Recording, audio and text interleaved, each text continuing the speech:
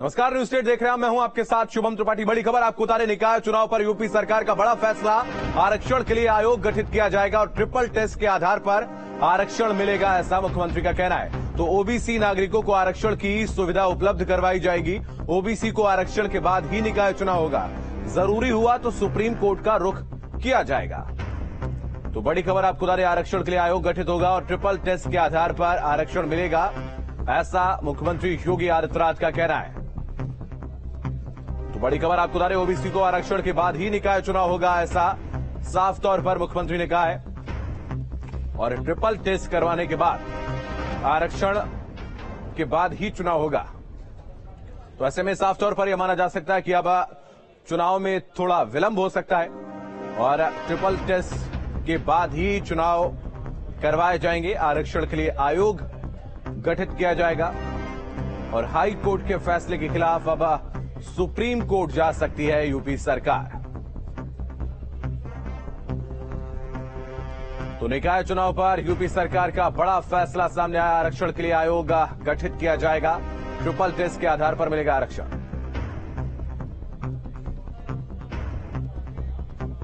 राज्य सरकार का सूचना है कि माननीय उच्च न्यायालय के निर्देशानुसार आयोग गठित करके ट्रिपल टेस्ट की जो प्रक्रिया है उसे पूर्ण करके हम ओबीसी को आरक्षण देने के बाद ही हम चुनाव कराएंगे और उसके बाद जो चुनावी प्रक्रिया है उसको हम करेंगे। हम इसके कानूनी पहलुओं को और भी हम गंभीरता से गहराई से अध्ययन कर रहे हैं और अगर आवश्यक होगा तो हम सुप्रीम कोर्ट भी जाएंगे। बहुत ही दुर्भाग्य है कि हमारा पिछड़ों का हक छीना जा रहा है और ये केवल पिछड़ों का हक नहीं छीना जा रहा है। भारतीय जनता पार्टी सत्ता में रही तो जो बाबा साहब भीमराव अम्बेडकर जी ने अधिकार दिए हैं उन अधिकारों को धीरे धीरे छीन लिया जाएगा। अभी कुछ चीजें दिखाई दे रही हैं और कुछ चीजें नहीं दिखाई दे रही हैं। भारतीय जनता पार्टी हमेशा आरक्षण विरोधी काम किए उसने। भारतीय जनता पार्टी आरक्षण विरोधी है, पिछड़ा विरोधी है, दलित विरोधी है। इन्हें संविधान की किसी भी व्यवस्था से कोई मतलब नहीं है। जो बाबा साहब भीमराव अम्बेडकर जी ने अधिकार दिए थे उन अधिकारों को धीरे धीरे भारतीय जनता पार्टी छीनना चाहती है और जितने भी उनमें पिछड़े नेता हैं वो सब मुंह बंद करके बैठे हुए हैं। तो जब कोर्ट का फैसला है उसके बाद सरकार ने भी अपना रुख स्पष्ट कर दिया है और साफ तौर पर कहा है कि ओबीसी को आरक्षण के बाद ही निकाय चुनाव संपन्न करवाए जाएंगे और जरूरी अगर हुआ तो सुप्रीम कोर्ट का भी रुख किया जाएगा। तो आरक्षण के लिए आयोग गठित होगा, ऐसा साफ तौर पर सरकार की तरफ से कहा गया। लेकिन अब लगातार इस पूरे मामले पर सियासत भी गर्माती चली जा रही है। लगातार एक के बाद एक समाजवादी पार्टी आक्रामक नजर आ रही है।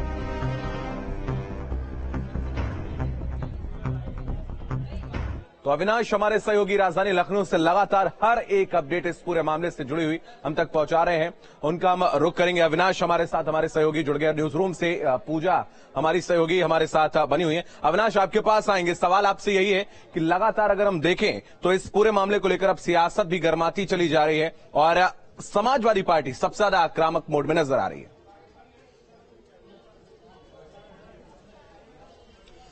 बिल्कुल सही कहा आपने। देखिए, विपक्ष के लिए तो ये एक सुनहरे मौके की तरह है। हालांकि सरकार के काउंटर के बाद अब बहुत ज्यादा मौका नहीं बचा है, लेकिन फिर भी विपक्ष ये बोल सकता है कि अगर सरकार पहले से सतर्क हुई होती तो शायद कोर्ट का ये फैसला सामने नहीं आता। तो जाहिर सी बात है कि भले ही अब सरकार इस नियम के तहत ही आगे बढ़े, यानी कि ओबीसी रिजर्वेशन के साथ ही ये चुनाव हो, अगर जरूरत पड़े तो सरकार भले ही सुप्रीम कोर्ट चली जाए, लेकिन निकाय चुनाव में समाजवादी पार्टी हो या फिर दूसरी विपक्षी पार्टियां, वो इस मुद्दे को भुनाने में कहीं से भी पीछे नहीं हटने वाली हैं कि समय रहते अगर सरकार ने सही चीजों को कोर्ट के सामने रखा होता, कोर्ट के समक्ष रखा होता, तो शायद कोर्ट को अपना ये फैसला नहीं सुनाना पड़ता कि निकाय चुनाव विदाउट ओबीसी रिजर्वेशन हो।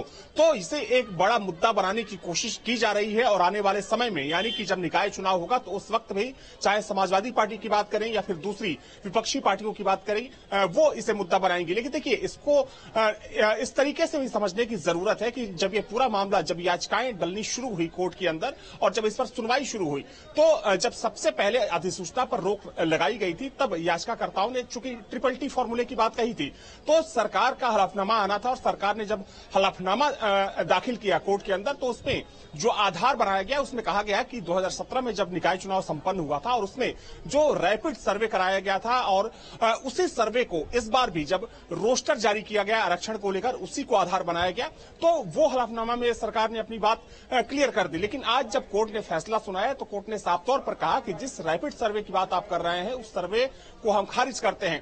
तो सरकार के लिए कहीं ना कहीं वो थोड़ा सा सेटबैक है, लेकिन हालांकि बाद में अब चूंकि जब कोर्ट ने ये साफ कर दिया कि तय समय पर और जल्द चुनाव होने चाहिए और उसके लिए जरूरी यह है कि बिना ओबीसी रिजर्वेशन के ही निकाय चुनाव को संपन्न कराया जाए। हालांकि उसमें जो दो कैटेगरी है, एससी एसटी और महिला, यानी कि जो दो बाकी की कैटेगरी है, उस आरक्षण को लागू करते हुए ओबीसी रिजर्वेशन को उससे हटाकर ओबीसी को सामान्य कैटेगरी में शामिल कर लिया जाए। हालांकि सरकार ने कोर्ट ने सरकार के सामने ये भी ऑप्शन रखा कि आप ट्रिपल टी फॉर्मूले के तहत आगे बढ़ सकते हैं, लेकिन कोर्ट की उसमें टिप्पणी ये भी थी कि इसमें ये चूंकि एक टाइम टेकिंग प्रोसेस है, इसमें समय ज्यादा लग सकता है, तो सरकार को चाहिए कि जो भी उसका फैसला हो वो जनता के हित में हो। तो अब चूंकि सरकार ने साफ कर दिया है कि वो पहले ऑप्शन के साथ नहीं जाएगी, जो दूसरा ऑप्शन था कोर्ट का ट्रिपल टी का फॉर्मूला, जैसा कि याचिकाकर्ता जिस चीज की मांग भी कर रहे थे, सरकार उस फॉर्मूले के साथ आगे बढ़ेगी और ओबीसी रिजर्वेशन के साथ ही ये चुनाव संपन्न कराएगी। यानी कि एक बात बिल्कुल साफ हो गई है कि चुनाव तो होगा, लेकिन चुनाव में अब देरी होने जा रही थी। पहले इस बात की संभावना थी कि हो सकता है कि जनवरी आखिर में। अविनाश, आपको रोकना चाहूंगा, अखिलेश यादव इस वक्त क्या कुछ कह रहे सुनाते। जुटाना, अपने साथियों के साथ मेहनत करना, लगातार समाजवादी पार्टी को आगे बढ़ाने का काम कर रहा था। आज हमारे बीच में नहीं है, बहुत दुखद है। मैं उनके परिवार के सदस्यों से मिला हूं। बिल्कुल, तो अखिलेश यादव लगातार दौरा कर रहे हैं, उनकी पार्टी के जो दिवंगत नेता हैं उनके परिजनों से भी मुलाकात कर रहे हैं। अपने विषय पर हम वापस आते हैं। हमारे साथ अविनाश हमारे साथ लगातार बने हुए हैं, पूजा हमारी सहयोगी बनी हुई है। पूजा, आपके पास अगर हम आए सीधे तौर पर अगर हम देखें तो जैसा कि अविनाश ने भी बताया कि ट्रिपल टेस्ट के आधार पर ही सरकार आगे बढ़ेगी और ओबीसी आरक्षण के बिना कहीं ना कहीं सरकार निकाय चुनाव नहीं करवाएगी। तो क्या अनुपात को यहां पर देखा जाएगा? अगर ट्रिपल टेस्ट होते अनुपात के आधार पर निकाय चुनाव में ओबीसी आरक्षण दिया जाएगा?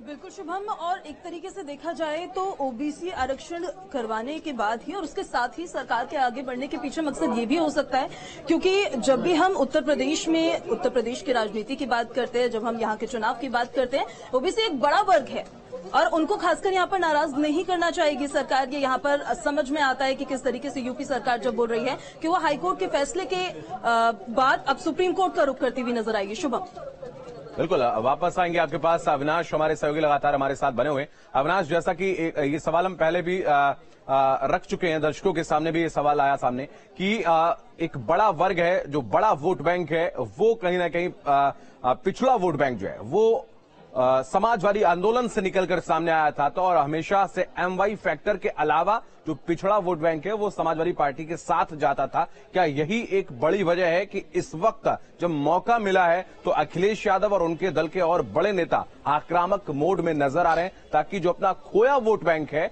उसको हासिल किया जा सके? बिल्कुल, देखिए, इसमें कोई दो राय नहीं है कि अखिलेश यादव इसे एक मौके की तरह देख रहे हैं। हालांकि जैसा कि मैंने पहले कहा कि सरकार के काउंटर के बाद बहुत ज्यादा मौका यहां पर अब दिख नहीं रहा है विपक्ष के सामने, क्योंकि सरकार ने साफ कर दिया है कि बिना आरक्षण के चुनाव नहीं होगा और जरूरत पड़ने पर सरकार सुप्रीम कोर्ट का दरवाजा भी खटखटा सकती है। लेकिन ये सच है कि उत्तर प्रदेश में जहां पर 50% के आसपास ओबीसी वोटर हैं, अगर हम उसमें से 10 से 12% यादव वोटर्स को हटा भी दे तो मान के चलिए कि तकरीबन 40% एक बड़ा फैक्टर होता है चुनाव में, चाहे चुनाव निकाय चुनाव हो, विधानसभा चुनाव हो, लोकसभा चुनाव हो या